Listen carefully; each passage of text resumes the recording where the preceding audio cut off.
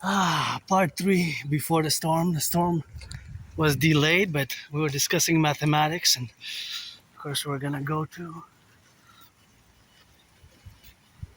by the request of my anonymous friend because should have been in the delivery, but it's not gonna be in the delivery. The ginger that is, and she wants an ice cream, so I got a bit of detoured myself.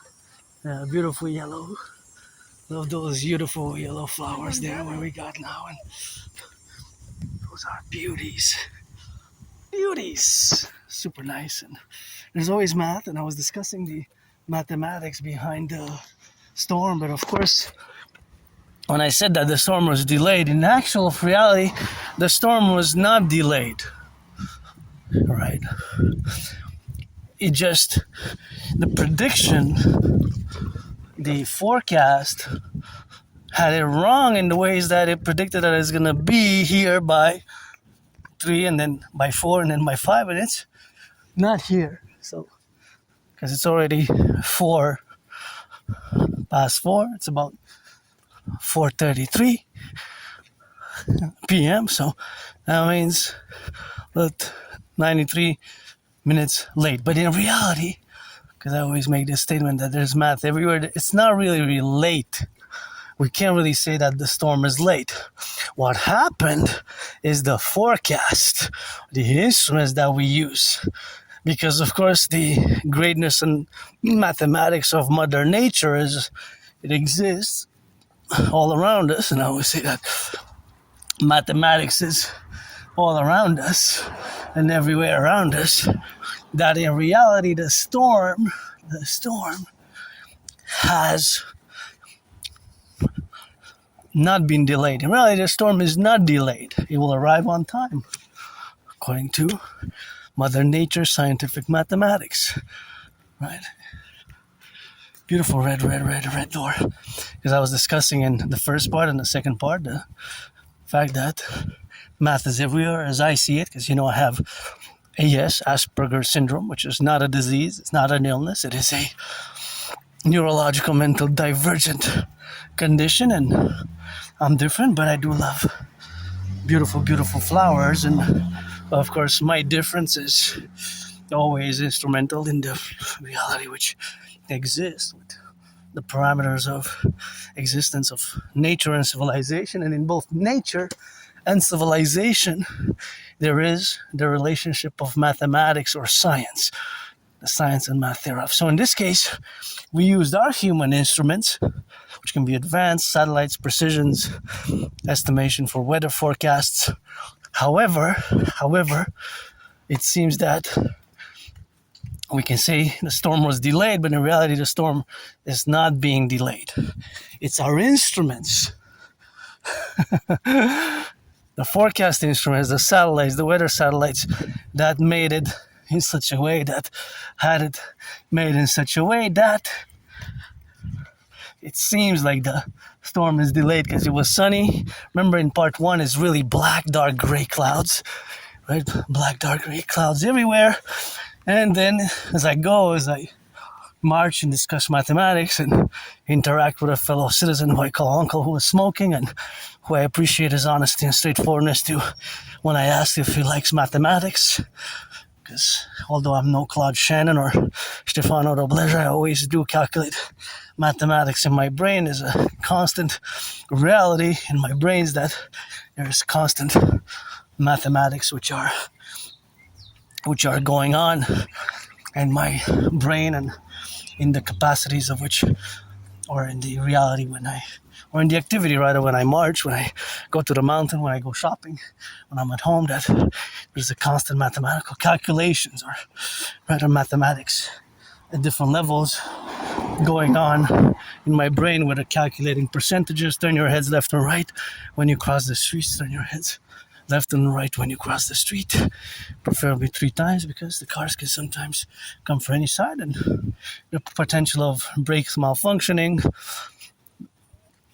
The citizen driver might press the accelerator instead of the brain. All these, of course, are realities which can occur. And you know me, I love yellow flowers. Those little tiny yellow flowers are gorgeous. So that is also something that we have to account. So the realities which exist in regards to math is when I say that mathematics is, of course, all over us.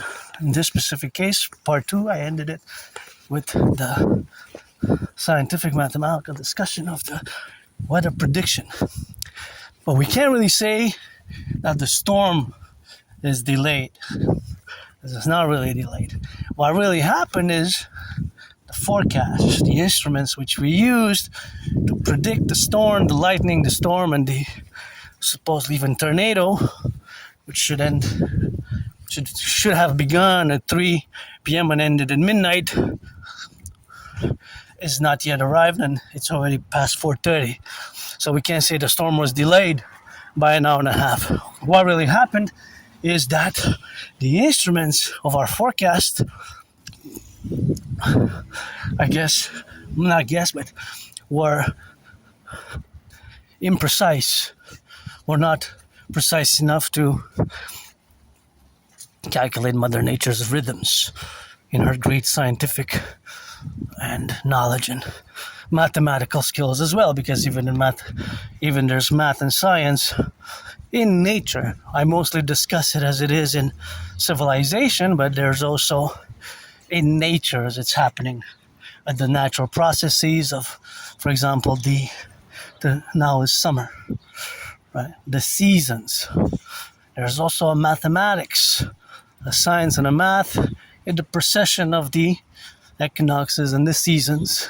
I always say God bless, God is kiss, and a beautiful rainbow. As I'm part of the LGBTQ community, I'm looking forward at going to the Pride. Hopefully it will not get cancelled, neither to the weather nor to budgetary constraints, because I'm an androgynous pansexual Aspie. I'm also an artist and an athlete and an independent geopolitical theoretical philosopher, analyst, and strategist. I develop strategies for the North American Collectif, fundamentally. You hear the sirens, gotta be careful, slow down, because sometimes there could be accidents with the car, so you gotta do the full circle Imperials protocol. So turn 180 to the left, 180 to the right. When I hear the sirens of the police and police sirens or firefighter sirens or fire trucks or ambulances, just do the full circle Imperial protocol. Full circle citizen independent Imperial security protocol, meaning turn your heads left or right, just to make sure you're safe, everybody's safe, and take a few seconds to do that. 180 to the left, 180 to the right. That's 360, which is a full circle. So, in reality, there's math everywhere. For example, you see that bus is bus number 138. So bus number 138 will have, of course, done that bus will have, of course, already done a few mileage today since it started its route, and it will finish its route. Once it finishes its route, it will amass a certain number of kilometers or mileage. And of course, as it is, it will also consume gas, right? There's always consumption of gas by the cars or electricity. So that's mathematical subtraction. So all these cars, in reality, we don't see it, but they need to run on something. The engine is running on water. If you're running on water, that would be amazing. Yeah, that would be amazing, eh? Yeah. Yeah, there was experiments on some engines in the 80s. Like they had a whole highway planned with an new engine for it, and they canceled it for the Teslas. Yeah. The Tesla highway. Yeah, it's something that you like math? I'm not. Okay. I'm not like the best in it, but okay. I was like straight A's in like all elementary to high school. Yeah, I was trying to calculate how much gas is being consumed now in Montreal. You have to go by an average of... the average, exactly. Yeah, exactly. Exactly. You know your math. Exactly. That's the math, buddy. The average. Exactly. So he knows the math. He knew the math. So he said exactly what you have to go. The average consumption per car, and then the totality. So the average has to be an exact amount of liters. So there's not the full answer there, but there's of course a part answer, because there will be an average, right? So for example, as there's math everywhere, this is just a segment. So of course, all this segment here, these cars are most likely consuming gas rather than electricity, So every meter that they add, 85 meters, 10 meters, once it gets to 1,000 meters is 1 kilometer, because 1,000 kilometers is 1,000 kilometers is a lot. But that's at the macro level. Now, all these cars which are moving at the macro level, if we are to add 10,000 cars every other minute, that would be 1,000 kilometers, right? And another 1,000 kilometers in 5-10 minutes at the macro level. At the individual level, that car from that place, point A to point B, or from there to there, that's 5 meters, but then there's another 5 on 5, so it's constant plus. So, do you see it now? Math everywhere. So this is the math in civilization. But as I discuss it as it is within nature, we cannot say that it was delayed, that the storm was delayed. What we can say is that our instruments missed the exact time of the storm, and so that is the mathematics. But my fellow citizen, I'm going to call him cousin, and whatever the case may be, cousin, when I discuss, because I guess he smiled and nodded, because maybe he heard what I was discussing, and I mentioned water, that if the cars will consume water, it would be different. So for example, this car right here, the Aberth, it's a nice car. This is one individual unit of tens of thousands of other cars which are throughout Montreal. So all the cars have a consumption rate, and this one as well. So that one and that one will probably have, there's a big difference.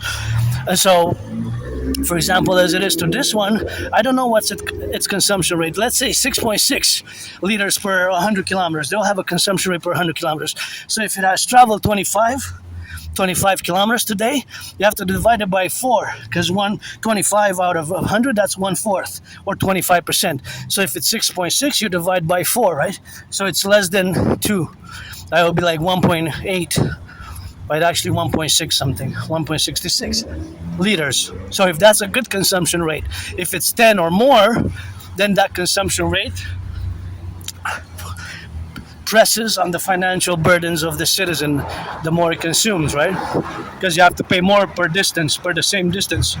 So if it's double that, then you pay more at the gas tank, because the car will eat, or rather consume, more gas every other kilometer. Per kilometer, and usually consumption rates are per 100 kilometers. So all these cars now, and at the macro level, there's a parameter throughout the island of Montreal. And this is just today, July 14th. This is just today. And then we can even expand it from the island of Montreal, which is a metropolis city of 2.5 million people, which is, of course, to the island, from the island of Montreal, for the whole North America.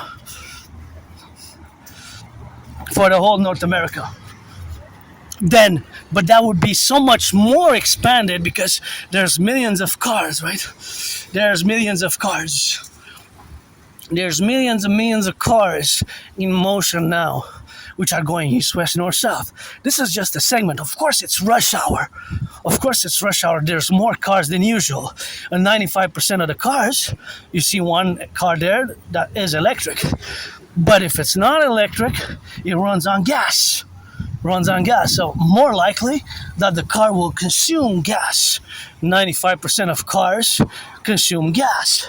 So all these numbers will add up to a tremendous number.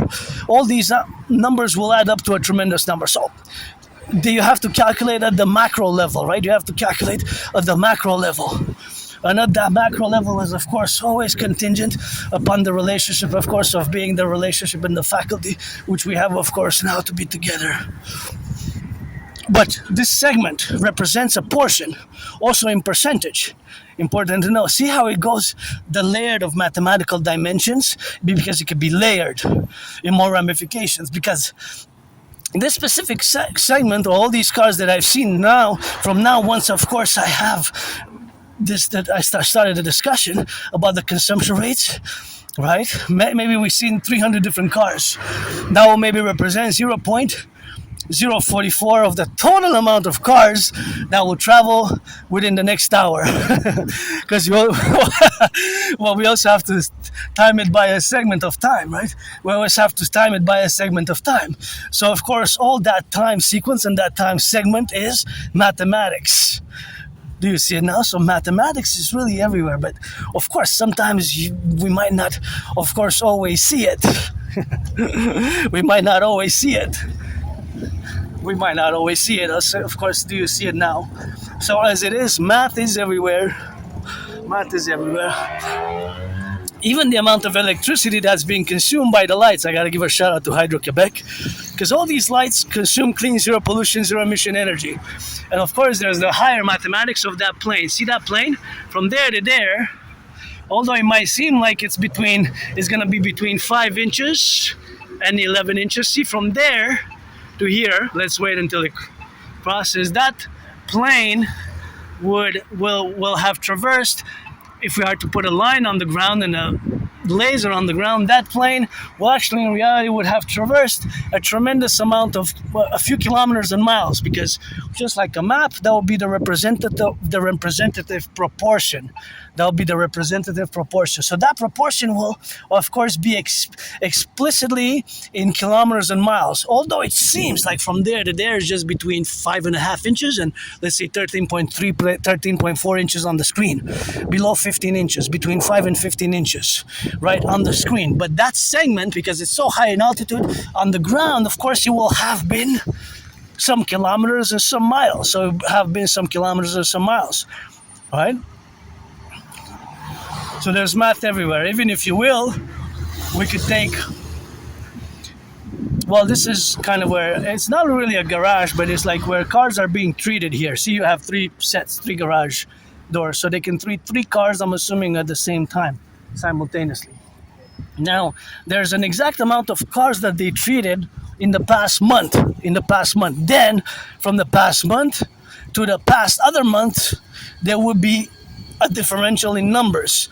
So that number will be different in its, well, the number is going to be a variable number, because it's not a constant. It will be a fluctuating variable, because there's days that more people will go, and there's weeks and there's seasons. It's also seasonal. So you see how it goes in the time sequence, how the mathematics is reflective in the sense that it is contingent to the civilization and nature. So now, when I'm doing this video, now it should have been stormy. Should have been a storm. The storm should have already arrived. Now, the storm will arrive on time in reality, right? It's just our instruments.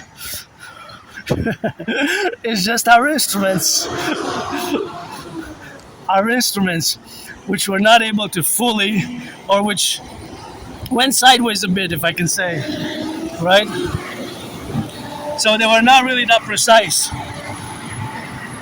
And of course there's outliers such as this car, because that truck transports cars and automobiles, right? So that is an outlier. We don't see that many cars like that, big trucks like that carrying other cars on the ground, right? They are, but not that many, right? Just like the majority of cars are cars like this one, right? The citizen drivers' cars. And of course the trucks. The trucks are, of course, there's a ratio of trucks per cars. These are the more regular cars that we see. More of these cars rather than trucks. When we get closer to the highway, we will see more trucks. So there's also ratios and percentages. But in regards to the science and the mathematics of Mother Nature, the fact that earlier this morning they were saying that the storm is supposed to come by 3 and that it's not yet here, that is not really a delay. The storm will come when it comes, and that is according to the science and math of Mother Nature. So our scientific instruments our human-made scientific instruments were not that precise. There was a deviation. The precision and the exactitude was not being. We did not get it properly, right? We missed the mark, or we went off target. However you want to express it. That is the reality with Mother Nature, right? Who manages through the concrete to grow these little beautiful flowers here and there. And I always say that's why we need the DGA, the Dancing Goddess Army, because, of course, the Dancing Goddess Army is, of course, one of my dreams to establish and do and have established to dance, because dancing is my favorite sport, and to dance for the environment and to dance for nature and to check the garbage. If it goes in the garbage, it goes in the garbage. If it goes in the recycling, it goes in the recycling, and so on and so forth, right? So you have to put it in the recycling. If it goes in the recycling, if it goes in the garbage, you have to make an effort. The individual has to make an effort to, of course, put it where it belongs, right? To put it where it belongs, whether it's a item that goes in the garbage or whether it's an item that goes in the recycling, you have to put it there. And of course, those are the dimensions of doing the proper recycling or the proper garbage when in the public. So it's contingent and important for the individual and the collective. And it seems like the sun is kind of, there's an eclipse of the sun or what's going on, but it's really interesting. So my anonymous friend called when I was doing the second part, and I answered. I was going to check if there's an emergency. There's no really emergency, just the fact that she ordered something and they're not going to be able to fulfill her request for ice cream and ginger. So